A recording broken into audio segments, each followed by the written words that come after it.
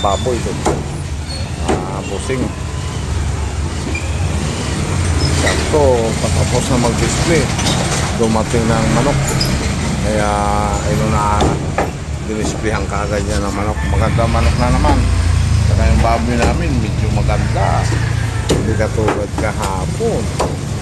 Napangit. Ayun, quality.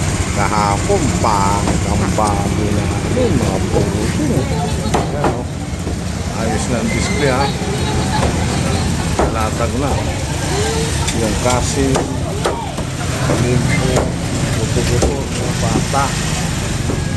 Nakagulo na naman dito ngayon kasi may pasok, oh. O, diba?